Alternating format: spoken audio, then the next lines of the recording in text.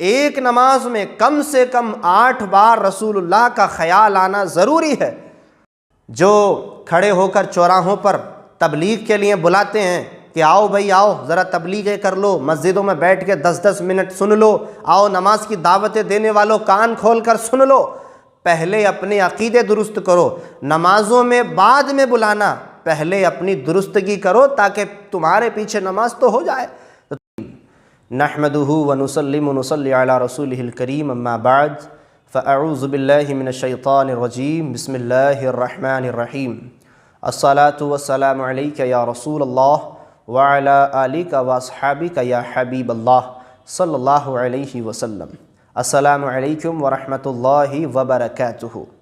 محترم حضرات، مختصر سے وقت میں آج میری جو گفتگو کا مقصد ہے وہ یہ ہے کہ میرے پاس تک ایک کتاب پہنچی جس کا نام ہے صراط مستقیم، اور اس کتاب کا لکھنے والا ہے مولوی اسماعیل دہلوی، جس کو غیر مقلدین جو نام نہاد اہل حدیث کہلاتے ہیں وہ بھی اس کو مانتے ہیں، دیوبندی تبلیغی جو آج کل ہیں وہ بھی اس کو مانتے ہیں، اور ایسا نہیں کہ بس مانتے ہی ہیں بلکہ اچھا اپنا پیشوا بڑا بزرگ مانتے ہیں، یہاں تک کہ اس کی لکھی ہوئی کتابوں کو گھر میں رکھنا بھی ثواب سمجھتے ہیں، پڑھنا بھی ثواب سمجھتے ہیں، اور اس پر عمل کرنا عین ایمان، پڑھنا عین ایمان، سب کچھ عین ایمان، یعنی بہت بڑی بات اور بہت بڑے ثواب کا کام، یعنی قرآن سے بھی بڑا ثواب ان کو ملے گا اگر یہ اس کی کتاب اپنے گھر میں رکھیں گے، اتنا اس کو بڑا یہ مانتے ہیں۔ تو یہ کتاب میرے پاس تک پہنچی، اس میں حضور صلی اللہ علیہ وسلم کے بارے میں جو لکھا ہوا ہے نماز میں خیال آنے کے بارے میں، وہ بات بہت سارے لوگوں نے سنی بھی ہے اور سن بھی چکے ہیں کہ حضور کا خیال نماز میں آنا کیسا ہے۔ تو پہلے تو آپ ایک بات یہ سمجھیں کہ نماز کس چیز کا نام ہے۔ نماز دیکھیے، نیت باندھنے سے لے کر، یعنی جب ہم نیت باندھتے ہیں، نیت باندھنے سے لے کر سلام پھیرنے تک، جب ہم نے تکبیر تحریمہ کہہ دیا اللہ اکبر، تو تکبیر تحریمہ سے لے کر سلام پھیرنے تک نماز ہے، اس کا نام نماز ہے۔ تکبیر تحریمہ سے پہلے نماز نہیں، اور سلام پھیرنے کے بعد بھی نماز نہیں۔ نماز کس چیز کا نام ہے؟ نیت باندھنے سے لے کر سلام پھیرنے تک، اس کا نام نماز ہے۔ اب انہوں نے کیا لکھا اپنی کتاب میں، مولوی اسماعیل دہلوی نے صراط مستقیم میں لکھتا ہے کہ زنا کے وسوسے سے اپنی بیوی کی مجامعت کا خیال بہتر ہے، اور شیخ یا اسی جیسے اور بزرگوں کی طرف، خواہ جناب رسالت مآب صلی اللہ علیہ وسلم ہی ہوں، کسی بھی بزرگ کی طرف، حضور کی طرف یا کسی بھی بزرگ کی طرف اپنی ہمت کو لگا دینا، یعنی خیال کو لگا دینا، بیل گدھے کی صورت میں مستغرق ہونے سے بھی برا ہے۔ مستغرق یعنی بیل اور گدھے کے خیال سے بھی برا ہے۔ اب اس نے یہ بات لکھی کہ گدھے اور بیل کے خیال سے بھی برا کیا ہے؟ حضور کا خیال۔ استغفر اللہ ربی من کل ذنب واتوب الیہ، ایسے گندے عقیدے سے 1000 بار اللہ کی پناہ۔ کیا کہا کہ نماز میں حضور کا خیال آنا، حضور کا صلی اللہ علیہ وآلہ وسلم، کسی بھی بزرگ کا، خواہ چاہے وہ حضور ہی ہوں، تو ہم فی الحال بات حضور کی کر رہے ہیں کہ حضور کا خیال آنا بیل اور گدھے کے خیال سے بھی برا ہے، یعنی بیل اور گدھے کا خیال اچھا ہے حضور کے خیال سے۔ لا حول ولا قوت الا باللہ العلی العظیم۔ پہلے تو آپ میں دلائل دینے کی بجائے میں آپ سے، سننے والوں سے پوچھنا چاہتا ہوں، کیا آپ کا دل اس بات کو تسلیم کرتا ہے کہ بیل اور گدھے سے بھی برا میرے نبی کا خیال ہو جائے؟ کیا آپ کا قلب اگر واقعی مومن ہے اور آپ ایمان والے ہیں، لا الہ الا اللہ محمد الرسول اللہ صلی اللہ علیہ وآلہ وسلم پڑھنے والے اگر آپ ہیں، تو کیا آپ کا قلب اس چیز کو گوارا کرتا ہے؟ کبھی نہیں کرے گا، کیونکہ میرے رسول کے چہرے کو گدھے اور بیل کے چہرے سے بھی کم سمجھنا اور یا ان سے تشبیہ دینا، یہ تو بالکل کفر ہے۔ بہرحال، اب میں نے آپ کو کیا کہا کہ نماز کس چیز کا نام ہے؟ نیت باندھنے سے لے کر سلام پھیرنے تک نماز ہے۔ اب میں آپ کو بتاتا ہوں کہ نماز میں کہاں کہاں حضور کا خیال آتا ہے۔ ہم جب پڑھتے ہیں التحیات للہ والصلوات والطیبات السلام علیک ایھا النبی، السلام علیک ایھا النبی، یہاں حضور پاک صلی اللہ علیہ وآلہ وسلم کا خیال آیا ہے، حضور کا خیال۔ پھر اس کے بعد کتنی پہلی بار خیال آ گیا، اس کے بعد وَرَحْمَةُ اللَّهِ وَبَرَكَاتُهُ السَّلَامُ عَلَيْنَا وَعَلَىٰ عِبَادِ اللَّهِ الصَّالِحِينَ أَشْهَدُ أَن لَا إِلَٰهَ إِلَّا اللَّهُ وَأَشْهَدُ أَنَّ مُحَمَّدًا عَبْدُهُ وَرَسُولُهُ، یہاں دوسری بار حضور کا خیال آیا، محمد، أَشْهَدُ أَنَّ مُحَمَّدًا عَبْدُهُ وَرَسُولُهُ، دوسری بار خیال آ گیا۔ تیسری بار جب ہم نے ان کو عبد کہا، چوتھی بار جب ہم نے ان کو رسول کہا، کتنی بار خیال آ گیا؟ ایھا النبی ایک بار، اشہد ان محمدن دو بار، عبدہ تین بار، ورسولہ چار بار۔ اس کے بعد آگے چلیے، اللہم صلی علی محمد وعلی آل محمد۔ پہلے تو آپ یہ سمجھ لیں کہ بنا التحیات کے نماز نہیں ہوتی، بنا التحیات کے نماز نہیں ہوتی۔ اب التحیات کے اندر رسول اللہ کا نام آنا ضروری ہے، اور جب نام آئے گا تو خیال بھی آئے گا۔ تو اس کا مطلب تو یہ ہے کہ یا تو یہ لوگ التحیات نہیں پڑھتے، ٹھیک ہے، اس کا مطلب یہی ہے۔ آگے پھر کیا ہے؟ اللہم صلی علی محمد وعلی آل محمد، تو چار بار تو پہلے خیال آ چکا۔ اب یہاں پر اللہم صلی علی محمد کتنی بار؟ 5 بار۔ وعلی آل محمد کتنی بار؟ 6 بار۔ ساتھ میں آل کا بھی خیال آ گیا، حضور کا تو خیال آیا ہی آیا، ساتھ میں آل رسول کا بھی خیال آیا، ٹھیک ہے، 6 بار۔ اس کے بعد کما صلیت علی ابراہیم وعلی آل ابراہیم انک حمید مجید، یہاں حضرت ابراہیم کا خیال آیا جو نبی ہیں، ان کی آل کا خیال آیا۔ حضرت ابراہیم کی آل میں بھی انبیاء کرام ہیں بہت سارے، پھر یہ 6 بار خیال آ چکا۔ اب اس کے بعد چلیے، اللہم بارک علی محمد، 7ویں بار خیال آ گیا۔ وعلی آل محمد، 8ویں بار خیال آ گیا۔ کما بارکت علی ابراہیم وعلی آل ابراہیم انک حمید مجید، یہاں حضرت ابراہیم کا پھر خیال آیا، ان کی آل کا خیال آیا۔ پھر کما بارکت علی ابراہیم وعلی آل ابراہیم انک حمید مجید، 2 بار حضرت ابراہیم کا خیال آیا۔ ذکر آئے گا تو خیال آئے گا، اور ذکر نہیں آئے گا تو خیال نہیں آئے گا۔ یہاں تک یہ ہوا۔ اب مجھے یہ بتائیے کہ صرف حضور کا نماز کے اندر کم سے کم 8 بار خیال آنا ضروری ہے، 8 بار خیال آنا ہی آنا ہے، چاہے وہ نماز سنی پڑھے، چاہے وہ دیوبندی پڑھے، چاہے وہ تبلیغی پڑھے، چاہے وہ وہابی پڑھے، 8 بار حضور کا خیال آنا ہے۔ اور ان کے نزدیک حضور کا خیال آنا گدھے اور بیل سے بھی برا ہے۔ اللہ اکبر۔ تو اب اس کی 2 وجہ ہیں، اب اس سے ہمیں 2 باتیں پتہ چلتی ہیں۔ یا تو یہ لوگ التحیات اور درود نہیں پڑھتے، التحیات اور درود نہیں پڑھتے، پہلی وجہ تو یہ، کیوں؟ کیونکہ جو چیز بری ہے اسے پڑھ کے فائدہ کیا ہے؟ یا پھر دوسری بات یہ ہے کہ ان کی التحیات اور درود ایسی ہے کہ جس میں حضور کا نام نہ ہو، شاید۔ اور تیسری بات ایک اور مجھے یہاں سے حاصل ہوئی کہ پہلی بات تو میں نے بتایا، یا تو یہ پڑھتے نہیں، تو جب نہیں پڑھیں گے تو نماز نہیں ہوگی، التحیات نہیں پڑھیں گے نماز نہیں ہوگی، درود نہیں پڑھیں گے نماز نہیں ہوگی، تو یا تو یہ پڑھتے نہیں تو نماز نہیں ہوئی، اور اگر پڑھیں گے بھی، مان لو پڑھیں گے بھی، التحیات پڑھیں گے یا درود پڑھیں گے، تو ان کے ہاں تو برا ہے، تو نماز ویسی بری ہو گئی۔ جب گدھے اور گھوڑے کے خیال سے بھی برا، زنا کے خیال سے بھی برا حضور کا خیال ہے، اور انہوں نے حضور کا خیال نماز میں کر لیا، تو نماز تو بری ہو گئی، خیال برا تو نماز بری، تو نماز تب بھی نہیں ہوئی۔ یعنی یا تو یہ لوگ التحیات نماز میں نہیں پڑھتے، یا پھر ان کی کوئی ایسی التحیات اور درود ہے جس میں حضور کا نام نہیں ہے، یا اگر یہ پڑھیں گے بھی تو تب بھی ان کی نماز نہیں ہوگی۔ تو یہ چاہے پڑھیں یا نہ پڑھیں نماز ان کی نہیں ہوگی۔ جب ان کی نہیں ہوگی تو پھر ان کے پیچھے کیسے ہوگی؟ یہ بات آپ کو سمجھنی چاہیے۔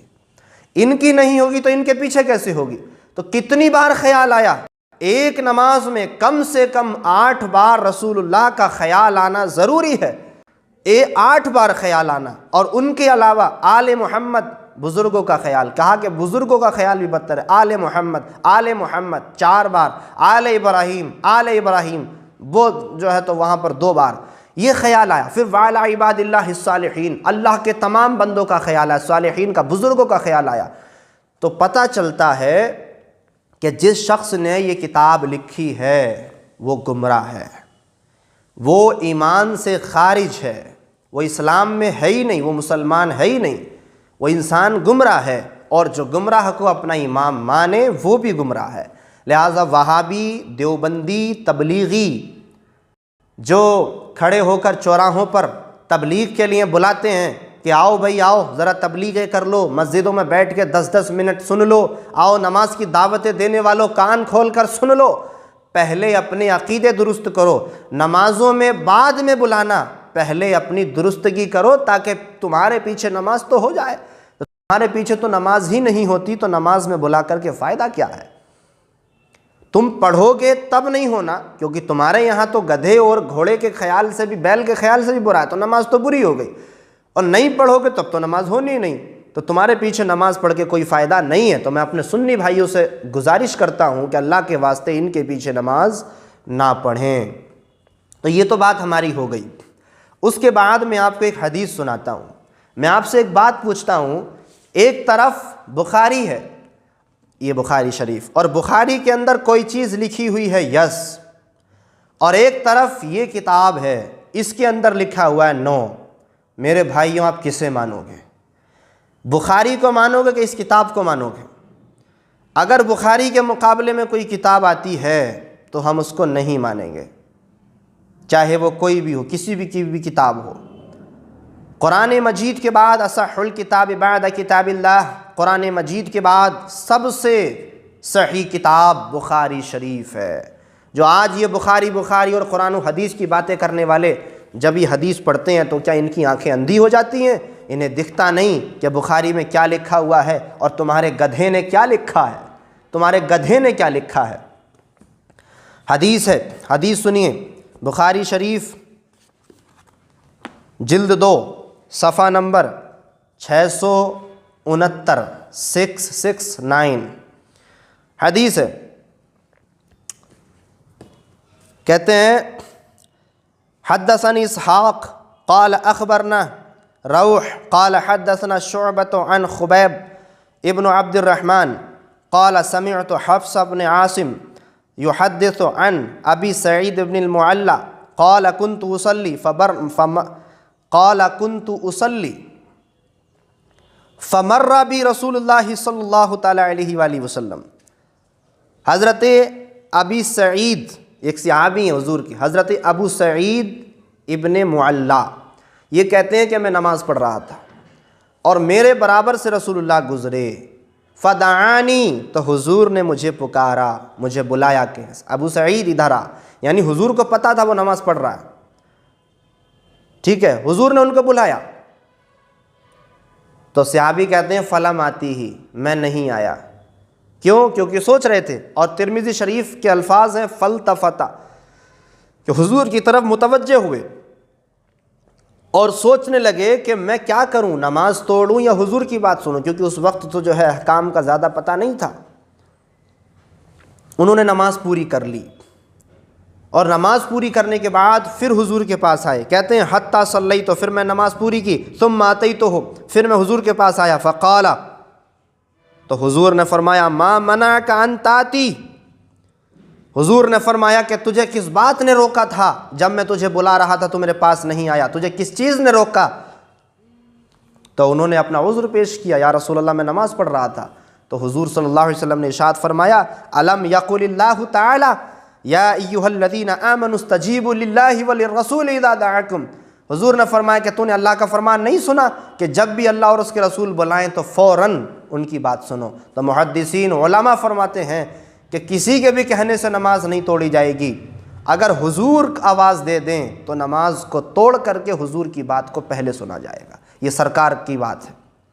اب مجھے یہ بتاؤ، جب ان صحابی کو حضور نے آواز دی اور یہ صحابی نماز پڑھ رہے ہیں اور انہوں نے حضور کا خیال کیا۔ ترمذی کے الفاظ ہے فَالْتَفَتَ وَخَفَّفَ، حضور کی طرف متوجہ ہوئے اور نماز جلدی جلدی پڑھنے لگے، تخفیف کرنے لگے۔ تو کیوں؟ کیونکہ خیال رسول ذہن میں چل رہا تھا۔ اب مجھے یہ بتاؤ کہ اگر حضور کے خیال سے نماز خراب ہوتی یا حضور کا خیال برا ہوتا تو کیا یہ صحابی برے کام کرتے رہے؟ کیا انہیں دین کا پتہ نہیں تھا؟ کیا رسول اللہ نے ان کو منع نہیں کر سکتے تھے حضور کہ تو اپنی نماز کو دوبارہ ادا کر لے، میرا خیال تیرے دماغ میں آ گیا؟ لہٰذا اس سے پتہ چلتا ہے کہ بخاری کی ماننا چاہیے، وہابی کی نہیں ماننا چاہیے۔ کیوں؟ کیونکہ بخاری سنیوں کی ہے اور وہابی گمراہ ہیں۔ بخاری کو ماننے والے وہابی جو نام کرتے ہیں کہ صاحب نام نہاد ماننے والے ہمیشہ پکارتے ہیں کہ ہم تو بخاری کو مانیں گے، بخاری کو مانیں گے، کہاں گئی تمہاری بخاری؟ اب کیوں نہیں مانتے اب اس کو؟ تو اس سے پتہ چلتا ہے کہ بخاری کو بھی اگر کوئی مان رہا ہے تو وہ اہل سنت والجماعت مانتے ہیں۔ ایک حدیث اور سناتا ہوں پھر بات ختم کرتا ہوں۔ اب آپ لوگ جانتے ہیں کہ ہم جب نماز پڑھتے ہیں دن میں 5 نمازیں ہیں، فجر، ظہر، عصر، مغرب، عشاء، تو 2 نمازوں میں جہری قرات نہیں ہوتی، یعنی بلند آواز سے قرات 2 نمازوں میں نہیں ہوتی، اور 3 نمازوں میں بلند آواز سے قرات ہوتی ہے، فجر، مغرب، عشاء۔ تو بخاری شریف کی حدیث ہے